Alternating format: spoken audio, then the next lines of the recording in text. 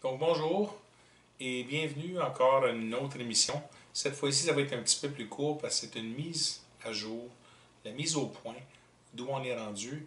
Et c'est sur demande, bien évidemment, de multiples membres qui sont un petit peu assommés par tous les mensonges qu'ils ont lus, soit sur la presse, TVA, CBC et bien évidemment les autres journaux tels que le droit qui nous attaque de façon très structurée et organisée. Tout d'abord, j'aimerais féliciter le monde qui voit à travers tout ce qui se passe et certains de ces individus-là m'ont demandé de vous faire le point sur c'est quoi qui se passe et pourquoi que ça se passe, pourquoi on vit ces moments difficiles-là. J'ai accueilli la demande avec une grande réflexion parce que maintenant, je réalise que souvent, le monde ne comprenne pas, soit parce que, un, ils ne sont pas informés, deux, parce que ces individus-là travaillent, ne portent pas attention sur ce qui se passe et ne connaissent encore moins l'histoire de ce qui est arrivé. Donc ce soir, je me fais un devoir de partager ça avec vous autres pour que finalement vous compreniez ce qui se passe et pourquoi ça se passe. Et qu'on n'est pas rendu au bout de la corde, ça va s'intensifier, les attaques vont devenir encore plus incessantes et quelles sont nos façons d'agir dans ça. Tout d'abord, vous savez, pour ceux qui connaissent un petit peu l'histoire du Canada, il y a eu une grande guerre entre les Anglais et les Français qui s'est terminée en 1763. Par contre, vous savez que dans l'Ouest, il y a eu traité 1, je pense que traité 11, et le temps qu'on signait des traités, comme j'ai dit dans certaines autres de mes émissions que je vous ai partagées, le temps qu'on signait des traités, on fermait la porte et en arrière de la porte, on tuait tous les buffalo pour faire mourir les Indiens de faim. Ça, c'est un fait. Des millions de buffalo et autres espèces ont été anéantis dans le but complet de balayer de la planète l'existence autochtone, l'existence des Indiens sur le territoire du Canada. C'est bien évidemment que ça s'est produit aussi dans les plaines des États-Unis, mais pour l'instant, on se préoccupe du Canada parce que c'est eux autres qui nous attaquent. Donc, du début, on sait tous qu'il y a eu des attaques incroyables à l'égard d'une destruction massive dont on est capable de compter aujourd'hui. Il y a tout près ou à peu près 125 millions de peuples autochtones qui ont été tués ici en Amérique du Nord pour multiples raisons. Les ressources naturelles, l'occupation du territoire, juste pour le fait qu'on était différents, et j'en manque et j'en passe parce que je pourrais vous en parler toute la soirée. Comment on sait que ça ne s'est pas réglé? Malgré le fait qu'on avait signé des traités avec les Indiens et que ces Indiens-là étaient supposés de vivre en paix en utilisant le territoire pour vivre en harmonie avec les ressources naturelles et les autres peuples. Mais ce n'est pas ça qui s'est passé. La preuve démontre clairement aussi, si vous savez, en 2003, 2009, le premier ministre du Canada s'est excusé pour le génocide qu'il y a eu à l'égard des peuples autochtones, soit qu'on parle des écoles résidentielles, la destruction massive des documents. Donc l'histoire montre clairement qu'il y a eu un abus, une agression, et on utilise certains Indiens pour valoriser le fait qu'on ne fait pas ça. Mais aujourd'hui, on sait tous que les traités qui ont été signés ne sont pas respectés par le gouvernement du Canada, encore moins par la reine. Ce qui est un point, si vous voulez, de sensibilité pour les Autochtones qui vivent dans les prairies. Mais pour en revenir ici, que se passe-t-il? Vous savez, on va juste faire une petite entremise. Ontario, Manitoba. Vous savez que Louis Riel, en 2009, en 2011, on a passé un référendum et 98% de la population a dit que Louis Riel n'était pas un traître de son pays et que le Canada l'a assassiné de façon très irrégulière, irresponsable, voire même abusive.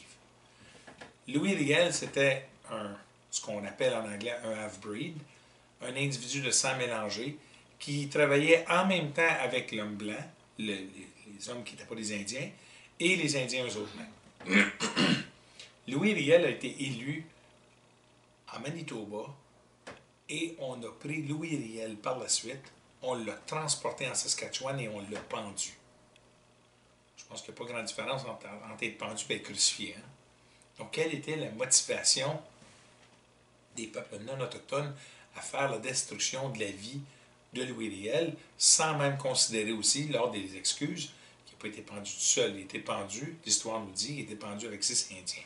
Mais le gouvernement du Canada ne s'est pas excusé pour cette bévue qu'ils nous ont communiquée. On a continué à avancer. Vous avez vu plusieurs chefs, Mike Maguire de l'Ontario, parce qu'il ne partageait pas l'opinion du Congrès des peuples autochtones qui était abusive à l'égard de ses membres, sa représentativité. Et moi, j'étais là, c'est ça que je suis capable de vous le dire. C'est arrangé pour le faire enquêter pendant des années par la GRC, la police d'Ontario, le gouvernement du Canada, puis finalement, ils l'ont éteint. Maintenant, on est rendu chez nous. Un an avant que William Commanda décède, il me dit « Guillaume, parce qu'il connaît ma famille à Maniwaki, en 1946-47, j'ai arrêté. J'étais avec Jules Sioui et on a assassiné Jules Sioui. Jules Sioui a été mis dans une prison, a été isolé, en isolement. Il en est mort. 30 jours après, on l'a relâché, il n'avait pas mangé, et puis il est décédé. Il faisait ces choses avec William Commanda, et William Commanda m'a personnellement partagé qu'en 46-47, il a arrêté parce qu'il voyait qu'il n'y avait pas de chance de gagner. Il comprenait que Jules Sioui, son partenaire, était décédé et qu'il était le prochain sur la liste. Il m'a aussi dit, quand je l'ai rencontré, il dit « Je supporte et comprends et respecte ce que tu fais, mais je ne peux plus te dire ce qui va arriver pour la simple raison que tu es rendu au point où j'ai arrêté. » Là, on vous parle de plusieurs années passées. Moi, dans le temps, vous savez, tout le monde sait, j'ai été arrêté plusieurs fois, j'ai été chargé d'une affaire de fou comme 48 fois. J'ai tout gagné mes causes et je les ai gagnées pour vous autres. Parce que moi, personnellement, il n'y a personne qui m'achale. Pourquoi que vous autres, on s'en prend à votre grand chef, mais tout le temps, ça c'est votre interprétation. On ne s'en prend pas seulement qu'à votre grand chef, on s'en prend à vous parce qu'on dit qu'on est tous des faux Indiens. Mais maintenant, vous devez m'expliquer, vous savez que vous êtes des Indiens. Vous savez que vous êtes des Indiens parce que vous avez fait un test de dépistage. Il y en a qui ont fait la vérification par soit ADN ou par un arbre généalogique. Comment vous pouvez tolérer qu'on vous dit que vous êtes des faux Indiens? Comment vous pouvez tolérer que vous avez une carte illégale? Moi, je suis en mesure de vous dire que c'est complètement faux. Hein? La carte illégale, c'est pas nous autres qui l'ont, c'est les affaires indiennes qui donnent des cartes à des Indiens sur réserve sans s'informer si, de façon sanguine, ce sont des vrais Indiens. On leur donne une carte des affaires indiennes parce que les ancêtres ont resté sur la réserve. Maintenant, on nous attaque avec toutes sortes de menteries. Savez-vous que moi, là, si j'avais tout fait ce qu'ils ont fait là, ça fait longtemps que je suis reparti, hein? Mais moi, je ne suis pas un voleur, je ne suis pas un menteur, je ne suis pas un hypocrite. Je dois mettre en garde le monde qui vous mente. Vous savez, mentir, c'est un de nos principes qui existait avant l'arrivée des Européens ici. Eux autres, ils disaient, vous ne devez pas mentir. Nous autres, on ne travaille pas à la négative, on disait, vous devez toujours dire la vérité. Excusez. Donc moi, je vous dis, aujourd'hui, le monde qui se dégonfle et se cache peuvent rester cachés. Le monde, il y en a qui ont fait application, puis ils nous ont appelés, puis ils nous ont dit, ben, vous savez, moi, je vais attendre que ça finisse. Ben, moi, je vous le dis tout de suite, le monde qui veut attendre que ça finisse, là, en allez-vous-en, puis on ne veut plus voir autour de nous autres. La bataille qu'on vit dans le moment ne se gagnera pas à coup de Kleenex. C'est une bataille qui va se gagner parce qu'on va poursuivre les journaux, des individus qui nous attaquent. Et si la police et le gouvernement nous attaquent, on va poursuivre les autres aussi. Parce qu'on a raison. On ne dope pas, on ne fait rien d'illégal, on ne boit pas, on n'abuse de rien, on vole personne. Tout ce qu'on fait, c'est représenter l'application des droits des peuples autochtones. Vous devez vous sentir qu'au minimum de ce qu'on accomplit, on va emmener avec nous autres. Vous savez, ce qu'on accomplit de bien, on amène avec nous, mais on amène aussi ce qu'on accomplit de mal. La femme qui a parlé de nous autres, de la presse, j'y ai fait une mise en garde, et j'y ai dit, si tu mets sur nous autres, tu vas traîner ça. Moi, vous avez mon numéro de téléphone. Si vous avez un problème, vous m'appelez. Contrairement aux autres soirs, soit je vais finir l'enregistrement avec une prière. Donc, Je demande au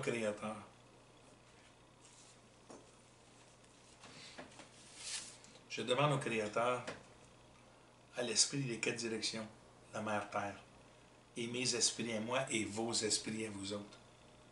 J'ordonne au nom de tous ces esprits-là qu'on soit guidés sur le bon chemin, protégés par les abuseurs, les menteurs, les voleurs et les hypocrites. J'ordonne au nom du Créateur que ces individus-là ne soient pas capables de nous attaquer et perdent leur raison de fabriquer les fausses réputations qu'ils essayent de nous associer. Et j'ordonne au Créateur de vous souffler dans l'oreille, d'être persistant, tenace et fier pour ce qu'on fait. Et je peux vous dire une chose, c'est que moi, je n'irai pas me cacher. Ils ont pesé sur le mauvais piton. Puis moi, votre grand chef, je vais me comporter en grand chef et j'exige que vous autres, vous vous comportiez en membre qui appuie son grand chef. Je vous remercie et à la prochaine soirée. Un petit commentaire. Je m'excuse parce que j'aurais dû terminer avec ça, mais j'ai eu un rappel, donc je vous l'indique. Soyez bien avisés. Les mises en demeure ont été envoyées, sont communiquées, et si vous en voulez une, vous appelez au bureau, ils vont vous faire parvenir toutes les mises en demeure. Aujourd'hui, je viens de faire la mise en demeure pour le journal Le Droit, et on ne recule pas. C'est pour entamer une poursuite de plusieurs millions de dollars qui va vous permettre à vous autres de vous identifier et faire partie de la cause. Pour avoir un intérêt juridique, vous devez mettre 20 dollars. On prend vos noms, on les met dans la cause, on les communique au tribunal afin de poursuivre tout le monde pour les dommages qu'ils nous ont faits et à venir la réparation. Je vous remercie beaucoup. Bonne soirée.